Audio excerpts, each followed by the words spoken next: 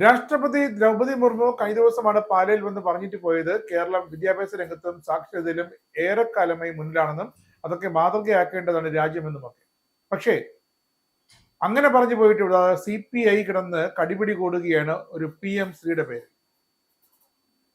ആ സ്ത്രീ ലക്ഷണം കെട്ടതാണ്, അതുകൊണ്ട് ആ സ്ത്രീ ഇനി വേണ്ട കേരളത്തിന് മാത്രം എന്നാണ് ഇപ്പോൾ CPI കിടന്ന് മുറവിളി കൂടുന്നത്.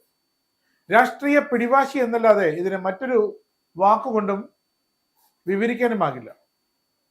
4 മന്ത്രിമാരെ പിൻവലിച്ചു കളയുമെന്നാണ് CPIയുടെ ഭീഷണി. അങ്ങനെയെങ്കിൽ റവന്യൂ വകുപ്പ് ഒഴികെ ബാക്കി 3 വകുപ്പുകളിലും ഇനിയുള്ള മാസങ്ങളിൽ എന്തെങ്കിലും കാര്യമായി എന്തെങ്കിലുമൊക്കെ നടക്കുമെന്നൊരു പ്രതീക്ഷ കേരളത്തിനുമുണ്ട്.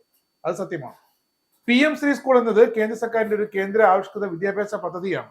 പ്രധാനമന്ത്രി സ്കൂൾ ഫോർ റൈസിംഗ് ഇന്ത്യ എന്നതിന്റെ ചുരുക്കപ്പേരാണ് PM ശ്രീ. അല്ലാതെ PM ശ്രീ കഴിഞ്ഞിട്ട് നരേന്ദ്രമോദി എന്ന് എഴുതി വെക്കുമെന്നും ഒരു ഭീതിയും വേണ്ട. രാജ്യത്തിന്റെ 14,500ഓളം സ്കൂളുകൾ അടിസ്ഥാന സൗകര്യങ്ങൾ മെച്ചപ്പെടുത്തി വികസിപ്പിക്കുക എന്ന് തന്നെയാണ് ഈ PM ശ്രീ പദ്ധതിയുടെ ലക്ഷ്യം. പിന്നെ കേരളം എതിർക്കാൻ കാരണം രാഷ്ട്രീയപരം മാത്രമാണ്. പ്രധാനമന്ത്രിയുടെ പേര് ഇവിടുത്തെ സ്കൂളുകളിൽ എഴുതി വെക്കാൻ പാടില്ല, PM ശ്രീ എന്ന് പോലും പാടില്ല. പക്ഷേ നമ്മുടെ മണ്ഡലങ്ങളിലെ MLA-മാരുടെയും MP-മാരുടെയും പേരൊക്കെ അവിടെ കൃത്യമായി സ്കൂൾ കെട്ടിടങ്ങളിൽ എഴുതി വെക്കുകയും ചെയ്യുന്നുണ്ട്. ഒരു ഉളുപ്പും അതിനില്ല കേരളത്തിൽ. ഈ പദ്ധതിയിലേക്ക് തിരഞ്ഞെടുക്കപ്പെടുന്ന സ്കൂളുകളിൽ കേന്ദ്ര സർക്കാർ നടപ്പാക്കിയ ദേശീയ വിദ്യാഭ്യാസ നയവും കേന്ദ്ര സിലബസും നടപ്പാക്കേണ്ടി വരും. അത് വലിയ ബുദ്ധിമുട്ടുള്ള കാര്യവുമല്ല. ഇതിനൊപ്പം PM ശ്രീ സ്കൂൾ എന്ന ബോർഡും പ്രധാനമന്ത്രി ചിത്രവും സ്കൂളുകളിൽ സ്ഥാപിക്കണം. ഈ ബ്രാൻഡിങ്ങിനോടും ദേശീയ വിദ്യാഭ്യാസ നയത്തോടുമാണ് സംസ്ഥാന സർക്കാരിന്റെ എതിർപ്പുള്ളത്.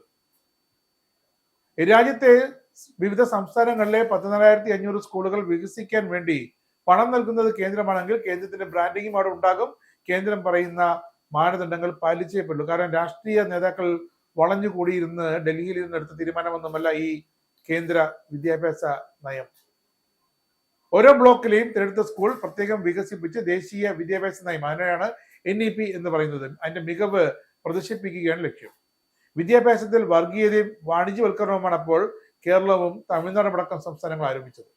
അങ്ങനെ ഒരുപാട് സംസ്ഥാനങ്ങൾ ഈ NEP-യെ ആദ്യഘട്ടത്തിൽ എതിർത്തിരുന്നു. ഓരോ ബ്ലോക്കിലും 2 സ്കൂളാണ് PM ശ്രീയെ വികസിപ്പിക്കുക. RSS അജണ്ട എന്ന് പറഞ്ഞ് കഴിഞ്ഞ 3 വർഷമായി കേരളം ഈ NEP പദ്ധതി തൊട്ടു നോക്കിയിട്ടേ ഇല്ല. എന്താണ് സ്കൂളുകൾക്ക് ലഭിക്കുന്നത്? ഒരു സ്കൂളിന് ശരാശരി 1.13 കോടി രൂപയിൽ ചെലവഴിക്കുക. കേന്ദ്ര സംസ്ഥാന വീതം 60-40 എന്ന അനുപാതത്തിലാണ്. അപ്പോൾ കേരളം പണം മുടക്കി ഇങ്ങനെ 40% മുടക്കി വികസിപ്പിക്കുമ്പോൾ അത് കേന്ദ്രത്തിന്റെ ബ്രാൻഡിങ്ങിനെ വിട്ടുകൊടുക്കണമോ എന്നതാണ് ഇവിടെ ഉയർന്ന ചോദ്യം.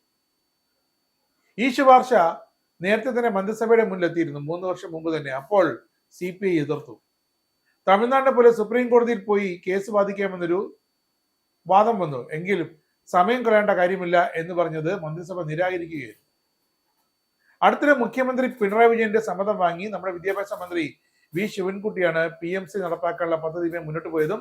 കഴിഞ്ഞ ദിവസം രാഷ്ട്രീയ തലത്തിലുള്ള ഇടതു മുന്നണിക്കുള്ള ചർച്ചകൾ തുടരുന്നതിനിടെ വിദ്യാഭ്യാസ വകുപ്പിന്റെ ചുമതലയുള്ള വാസുകി IAS ഡൽഹിയിൽ പോയി PM ശ്രീ പദ്ധതിക്കായി കരാർ ഒപ്പിട്ടത്.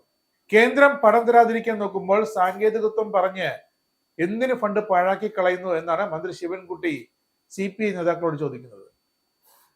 1,466 കോടി രൂപ എന്തിന് വെറുതെ പാഴാക്കി കളയണം? അത് വാങ്ങി കേരളത്തിലെ കുട്ടികൾക്ക് വേണ്ടി അവരുടെ വിദ്യാഭ്യാസത്തിന് വേണ്ടി ചെലവഴിച്ചു കൂടെ? കേരളത്തിന്റെ വിദ്യാഭ്യാസത്തിന് എതിരായ വല്ലതും ഈ NEP-യിൽ ഉണ്ടെങ്കിൽ അത് ഒഴിവാക്കിയാൽ പോരെ എന്നാണ് മന്ത്രി ചോദിക്കുന്നത്. അത് ന്യായമായ ചോദ്യം. PM ശ്രീ ഒരു CPM CPI തർക്കമല്ലെന്നും ഏതാനും ലക്ഷങ്ങളുടെ പേരിൽ ആശയപരമായ ഒരു വിട്ടുവീഴ്ചയും പാടില്ലെന്നുമാണ് തിരിച്ച് CPIയുടെ സംസ്ഥാന സെക്രട്ടറി ബിനോയ് വിശ്വം പറയുന്നത്. തെരഞ്ഞെടുപ്പ് വരാനിരിക്കെ ഇങ്ങനൊരു പദ്ധതിയിൽ ചേരുന്നു എന്നാണ് ഇപ്പോൾ CPI പറയുന്നത്. 3 വർഷം മുമ്പേ വന്ന പദ്ധതിയാണ്. അന്ന് തൊട്ടേ CPI വരട്ട് തത്വശാസ്ത്രത്തിന്റെയും വാദങ്ങളുടെയും പേരിൽ ഇതിനെ എതിർത്തുകൊണ്ടേയിരിക്കുകയായിരുന്നു. അതുകൊണ്ട് തന്നെയാണ് വിദ്യാഭ്യാസ വകുപ്പ് ഇത് മന്ത്രിസഭയുടെ ഒരു ചർച്ചാ അജണ്ടയിൽ ഇതുവരെ കൊണ്ടുവരാത്തത്. കൊണ്ടുവന്നാൽ CPIയുടെ സ്റ്റാൻഡിംഗ് ഇൻസ്ട്രക്ഷൻ ഉണ്ട്, 4 മന്ത്രിമാരും ചേർന്ന് അതിനെ കടിച്ചു കീറി എതിർക്കണമെന്ന്. CPI നിലപാട് കടുപ്പിച്ചതോടെയാണ് PM ശ്രീ സ്കൂൾ പദ്ധതി നടപ്പാക്കുന്ന കാര്യം ഇടതു മുന്നണി ചർച്ച ചെയ്തത്. CPIയുടെ എതിർപ്പ് അവഗണിക്കില്ല, അത് പരിഗണിക്കുമെന്ന് CPM അഖിലേന്ത്യാ ജനറൽ സെക്രട്ടറി MA ബേബി വരെ പറഞ്ഞെങ്കിലും നമ്മുടെ വിദ്യാഭ്യാസ മന്ത്രി V ശിവൻകുട്ടിയും കൂട്ടരും അതുമായി മുന്നോട്ട് പോകുകയായിരുന്നു. കാരണം കുട്ടികളുടെ ഭാവി കണക്കിലെടുത്താണ് കേരളത്തിൽ നല്ല സ്കൂളുകൾ വീണ്ടും ഉണ്ടാകട്ടെ എന്നൊരുറ്റ ലക്ഷ്യത്തോടെയാണ് ശിവൻകുട്ടി മന്ത്രിയും മറ്റു ഉന്നത ഉദ്യോഗസ്ഥരും ഈ കരാർ ഒപ്പിടലുമായി മുന്നോട്ട് പോയത്. സ്കൂളുകളുടെ ഘടനയിലാണ് ഇനി മാറ്റമുണ്ടാകാൻ പോകുന്നത്. പ്രീ സ്കൂൾ മുതൽ 2ാം ക്ലാസ് വരെയാണ് ആദ്യ ഘട്ടം ഈ പദ്ധതി നടപ്പാക്കുക. 3 മുതൽ 5ാം ക്ലാസ് വരെ 2ാം ഘട്ടം, 6 മുതൽ 8 വരെ 3ാം ഘട്ടം, 9 മുതൽ 12 വരെയുണ്ട് 4ാം ഘട്ടം. ഇതാണ് കേന്ദ്ര നയത്തിൽ പറയുന്നത്. ഇത് കേരളം അംഗീകരിച്ച വിദ്യാഭ്യാസ നയവുമായി ഒത്തുപോകുന്നില്ല എന്നതാണ് ഇപ്പോഴത്തെ വാദം. പക്ഷേ കാലത്തിനൊത്ത് നമ്മുടെ വിദ്യാഭ്യാസ നയങ്ങൾ മാറിയില്ലെങ്കിൽ +2 കഴിഞ്ഞ് നമ്മുടെ കുട്ടികൾ ഉപരിപഠനത്തിനായി വിദേശ സർവകലാശാലയെ ആശ്രയിക്കുന്നതിന്റെ എണ്ണം ഇനിയും കൂടും, ഒരു സംശയമില്ല. കേരളം, തമിഴ്നാട്, പശ്ചിമ ബംഗാൾ സംസ്ഥാനങ്ങളാണ് ഇതുവരെ ഈ പദ്ധതി നടപ്പാക്കാതിരുന്നത്. അതിൽ തമിഴ്നാട് ഇപ്പോൾ സുപ്രീം കോടതിയിൽ പോയി അനുകൂലമായ ഒരു ഉത്തരവ് വാങ്ങിയിട്ടുണ്ട്. എന്തായാലും ഈ 3 സംസ്ഥാനങ്ങൾക്കും ഈ പദ്ധതി പ്രകാരം അർഹതപ്പെട്ട പണം കേന്ദ്ര സർക്കാർ നൽകിയില്ല. കാരണം പദ്ധതിയിൽ അംഗമായി മുന്നോട്ട് പോകാമെന്ന് കരാർ ഒപ്പിടാതെ പണം നൽകിയില്ല തീരുമാനമുണ്ടായിരുന്നു. എന്തായാലും തമിഴ്നാട് ഇപ്പോഴും നിയമ പോരാട്ടത്തിലാണ്. തമിഴ്നാടിന് ലഭിക്കേണ്ട 700 കോടിയിലേറെ രൂപ ഈ പേരും പറഞ്ഞ് മറ്റു വിധത്തിൽ വിദ്യാഭ്യാസ ഇനത്തിൽ ലഭിക്കേണ്ട തുക കേന്ദ്ര സർക്കാർ പിടിച്ചു വച്ചിരിക്കുന്നു എന്നത് ചൂണ്ടിക്കാട്ടിയാണ് തമിഴ്നാട് കേന്ദ്രത്തിനെതിരെ സുപ്രീം കോടതിയിൽ പോയിരിക്കുന്നത്. എന്നാൽ കേരളത്തിന്റെ അവസ്ഥ അങ്ങനെയല്ല. കേരളം തുടക്കം മുതൽ ഈ പദ്ധതി വേണ്ടെന്ന് പറഞ്ഞാണ്. അതുകൊണ്ട് തന്നെ ഈ ഒരു PMC സ്കൂൾ പദ്ധതി കേരളത്തിൽ നടപ്പാക്കുമ്പോൾ എന്തായാലും രാജ്യത്തെ 14,500 സ്കൂളുകൾ നവീകരിക്കുമ്പോൾ അതിന്റെ കൂടെ കേരളത്തിലെ സ്കൂളുകളും ഉണ്ടാകുമെന്ന് അഭിമാനമാകണം ഇവിടുത്തെ സർക്കാരിനുണ്ടാകേണ്ടത്, ഭരണാധികാരികൾക്കുണ്ടായത്, എതിർത്ത് നിൽക്കുന്ന CPIക്ക് ഉണ്ടാകേണ്ടത്. അല്ലാതെ വിദ്യാർത്ഥികളുടെ ഭാവി കുട്ടിച്ചോറാക്കിക്കൊണ്ടുള്ള രാഷ്ട്രീയപരമായ തിരഞ്ഞെടുപ്പെടുക്കുമ്പോഴുള്ള ഈ നാടകങ്ങൾക്കല്ല കേരളം നിന്നുകൊടുക്കേണ്ടത്. ഇസ്രായേലിന്റെ 5 സൈനിക താവളങ്ങളിൽ കനത്ത നാശനഷ്ടം. മോദി വെളിപ്പെടുത്തുന്ന ഇന്ത്യയുടെ വികസനത്തിന്റെ മയക്കുമരുന്ന് വിൽപ്പനയ്ക്കെതിരെ ശക്തമായ നടപടിയെടുത്ത് ഷാർജ പോലീസ്.